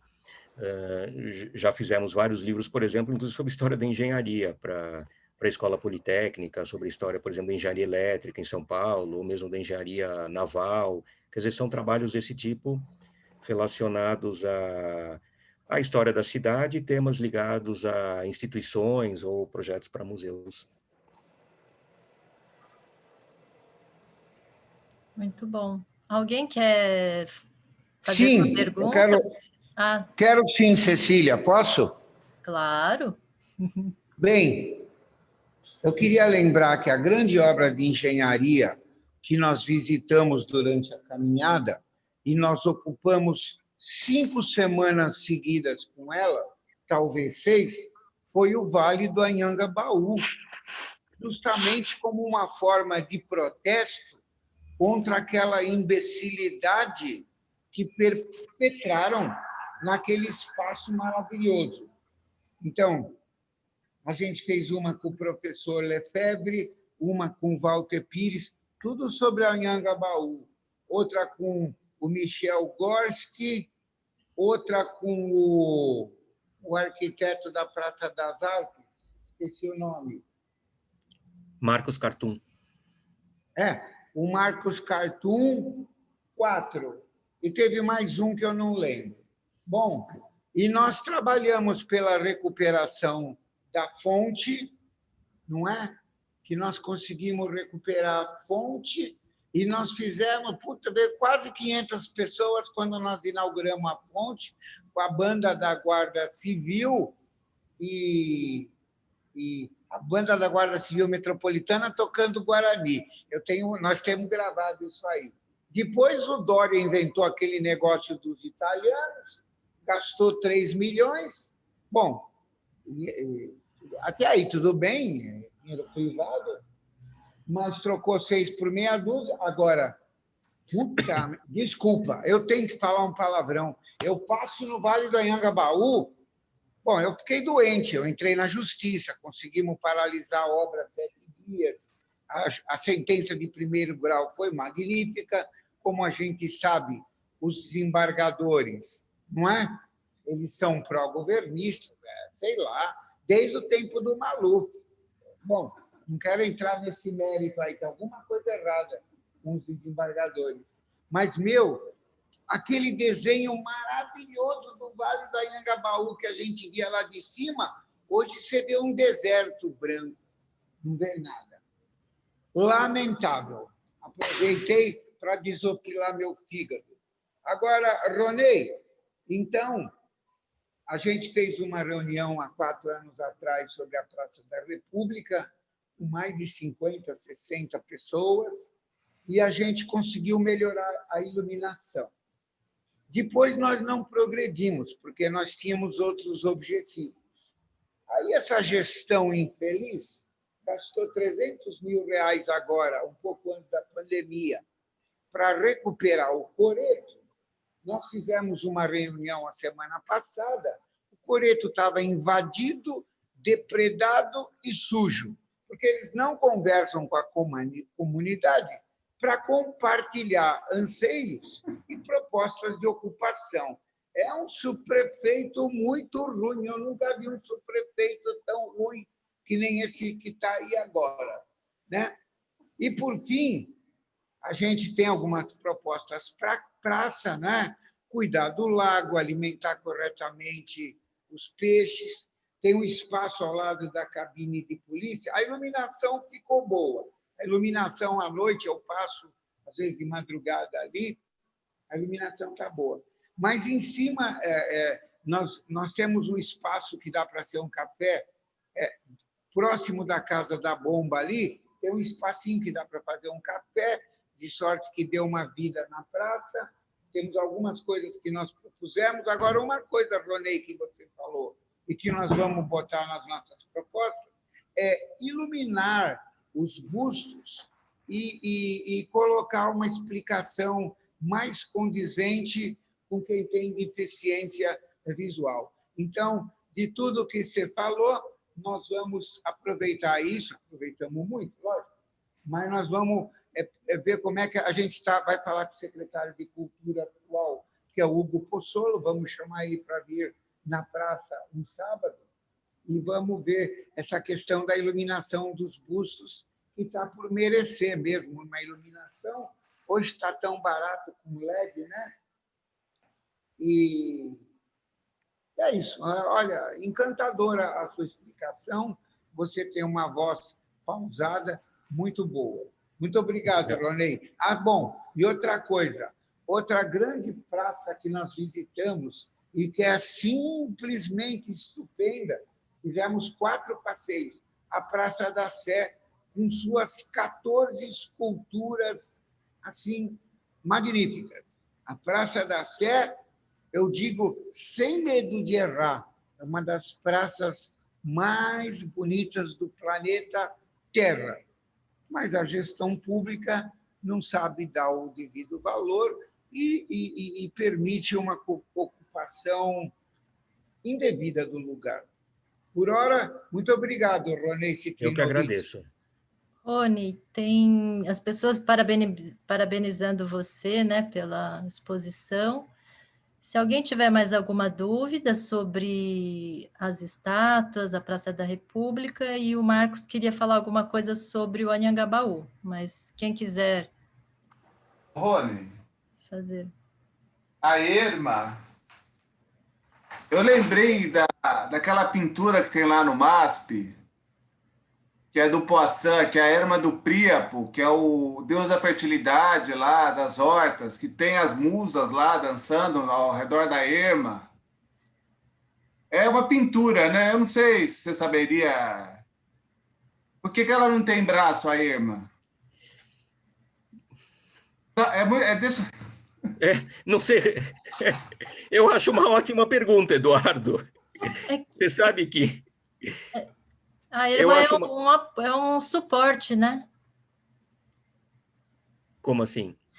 A Irma não tem um significado inicial de ser um suporte para uma cabeça?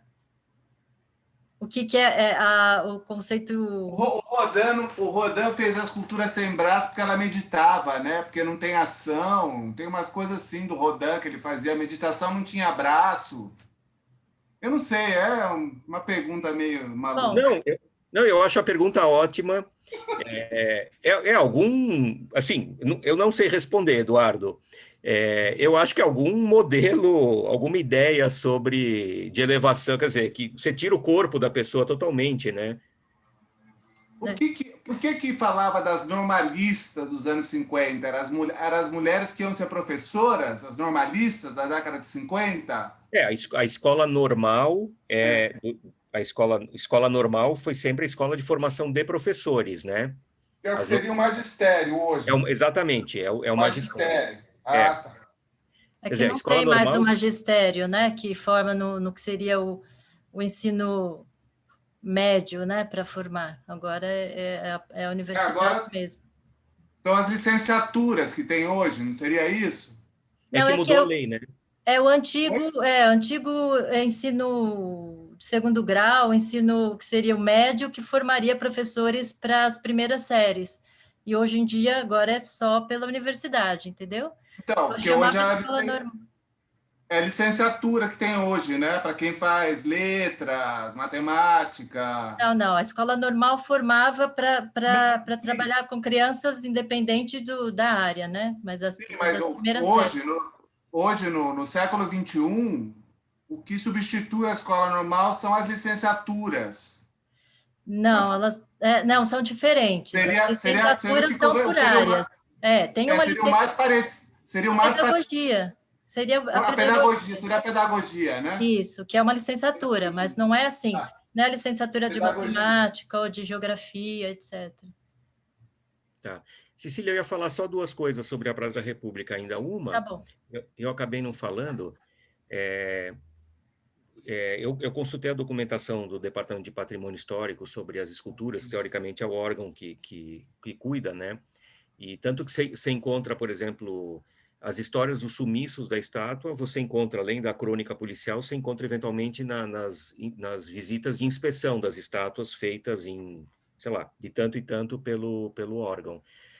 Mas eu queria dizer para vocês que até hoje eu não sei exatamente quantas estátuas chegaram a existir na Praça da República.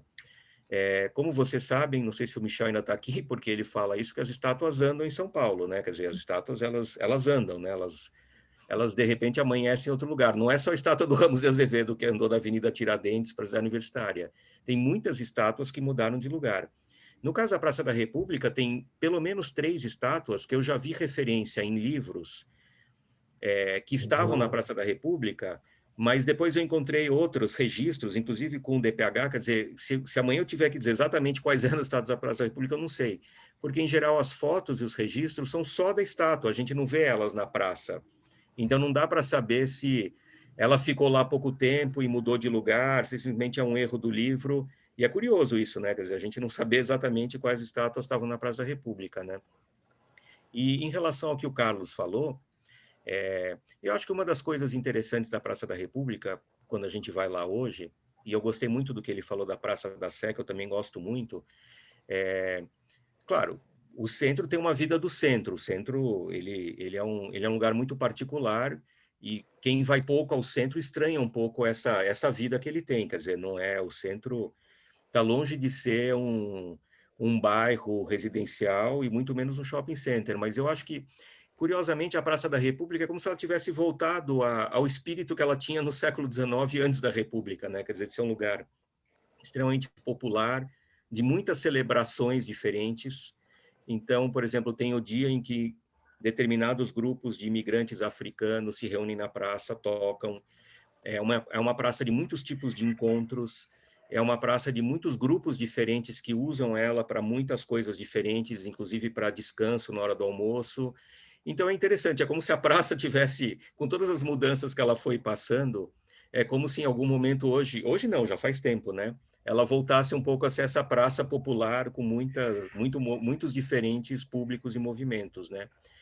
E quando a gente pensa nesses projetos de reforma e reurbanização do centro, eu acho que um risco sempre é vir esse discurso externo do que tem que ser feito ali, né? Quer dizer, é o que o Carlos estava falando, né? Quer dizer, foi reformado o Coreto, mas ninguém perguntou, quer dizer, para que ia ser usado, quem é o público que está lá. Então, enfim, um pouco tem essas questões com o centro, né? Desses olhares, assim, meio externos sempre, né?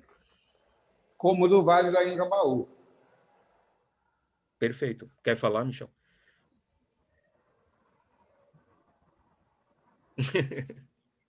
Bom, queria aproveitar até falar, você comentou das estátuas, né? Já estava rodando aqui no chat alguns comentários sobre as estátuas que mudam de lugar. Eu mandei o link, tem um mapa com os deslocamentos ele chama de estátuas nômades de São Paulo.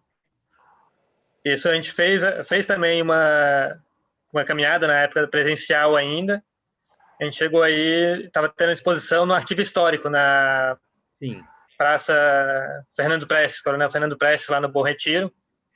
E lá as estátuas que estavam em depósitos da prefeitura foram expostas, não na rua, né, mas pelo menos onde elas já estiveram antes, não na rua, mas pelo menos num salão. E lá já se comentava, já se listava por onde cada estátua daquela tinha passado. E às vezes com algumas histórias também do porquê que tinham sido movidas de lugar, para onde tinham ido. Tudo. Perfeito, é o E trabalho da Gisele Begelman, né? eu acho que sim, eu acho que foi até ela que montou, justamente, ela que montou esse mapa que eu mandei agora há pouco no link. Eu tirei esse mapa dessa matéria aí que cita ela, né, a autoria do mapa. E aí, só comentando, você até comentou que às vezes é difícil saber o contexto que a estátua estava, porque a foto é só da estátua, mas alguém tinha perguntado no chat também sobre aquela estátua da mulher nua na República. Tem ideia de onde na praça ela ficava? Não sei responder. Não sei responder porque as imagens que eu vi dela já são imagens dela isoladas. Até a foto que eu mostrei até é tirada na Praça da República, mas não tem o contexto. Uma pena. Se eu descobrir essa informação, eu mando para vocês num próximo. Mas não sei se a Paula ainda está, porque ela estava falando da estátua da Diana Caçadora, do Anhangabaú, que é da mesma artista da mulher nua, né? Paula saiu já. Tá. E aí, só comentando, né, lendo o comentário dela, que foi outra estátua também que foi roubada agora, e essa mais recente, né? Já no contexto das obras do Anhangabaú, estava já com os tapumes e simplesmente sumiu, né? Ninguém sabe, provavelmente ele, como estava dentro dos tapumes, sob responsabilidade de alguém, da construtora, no mínimo da prefeitura, e alguém de um dia para o outro deram notícia de que ela não estava mais lá.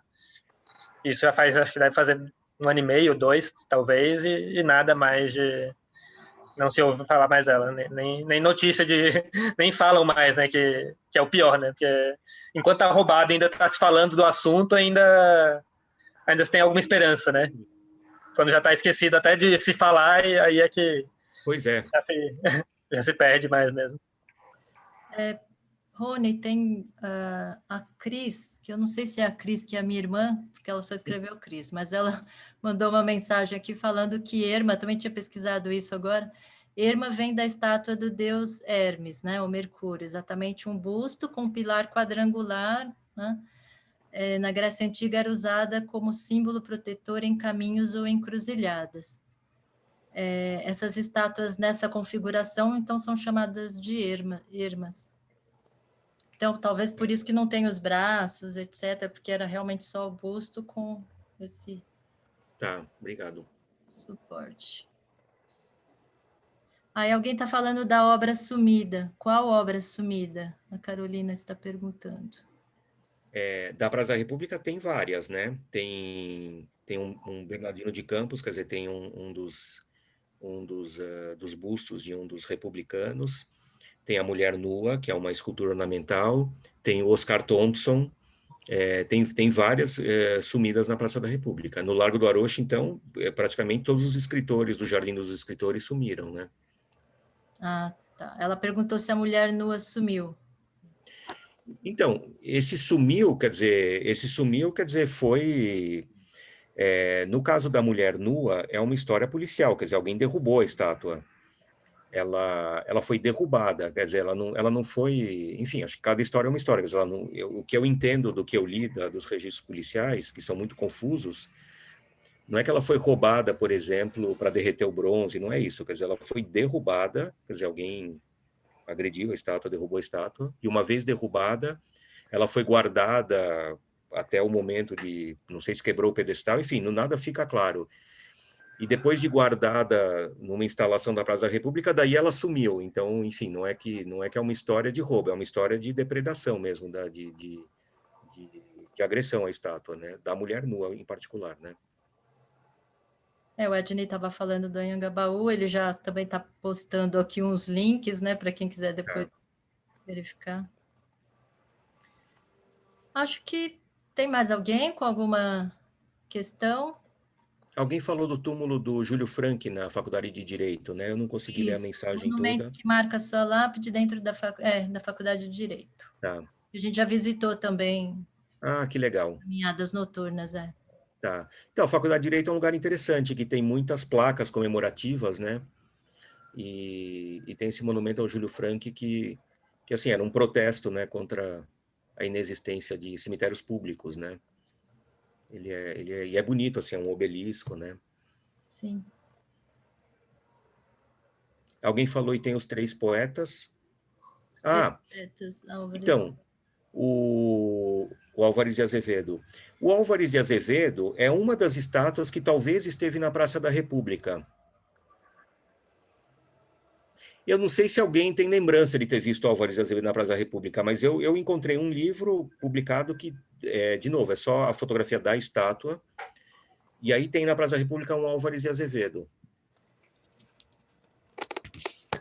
Seria o único poeta da praça, né? Quer dizer, não estou falando dos escritores do Largo do Arocho ou daquele conjunto grande que tem de escritores em torno da Biblioteca Municipal, né? Não sei se o Laércio sabe. Estou pondo o microfone. Oi, Laércio. E agora? Agora sim.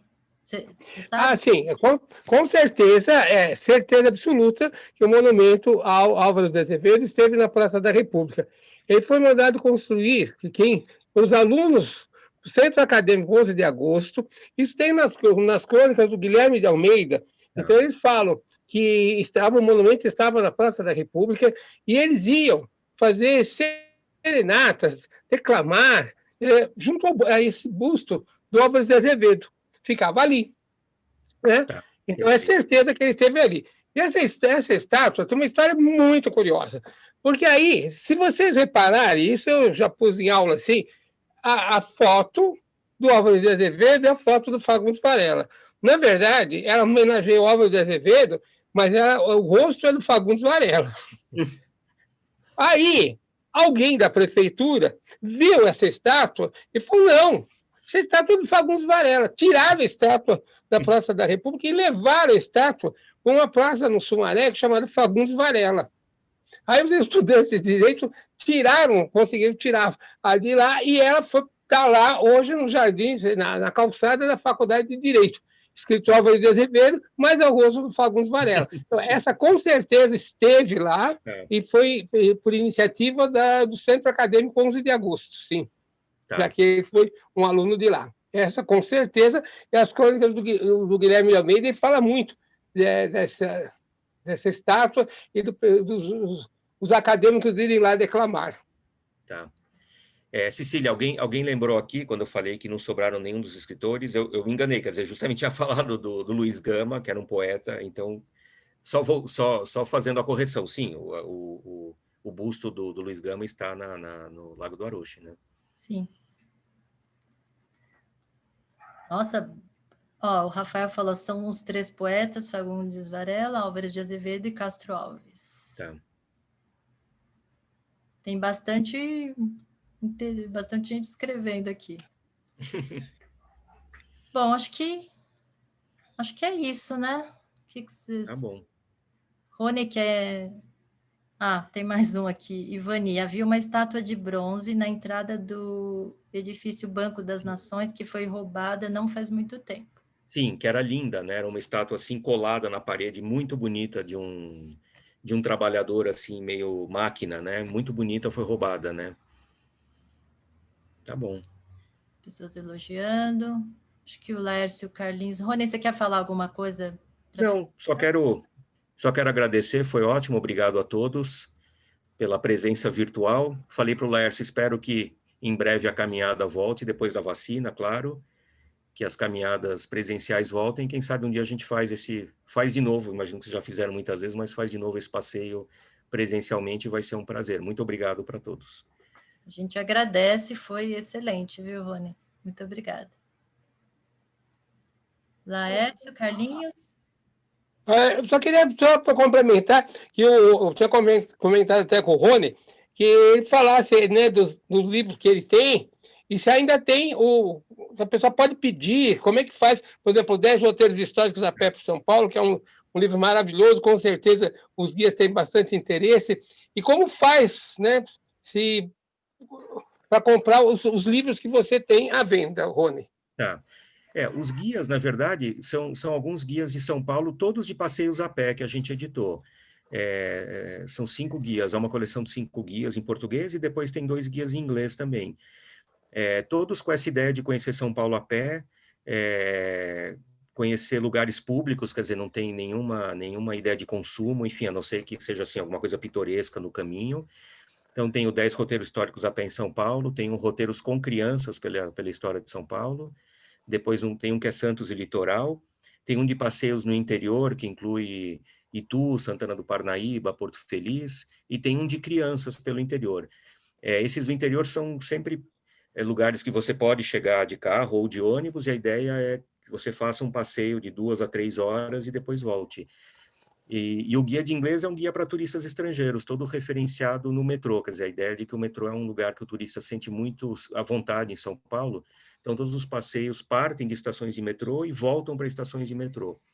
Esses guias, eles estavam todos à venda, por exemplo, na Banca Tatuí, lá em Santa Cecília, que tem a banca e tem um site também, então é um lugar talvez mais fácil de comprar ele, seja na Banca Tatuí.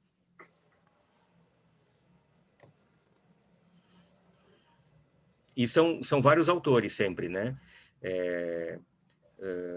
Todos esses guias são escritos por vários autores, com roteiros, enfim, assinados por vários autores e tal.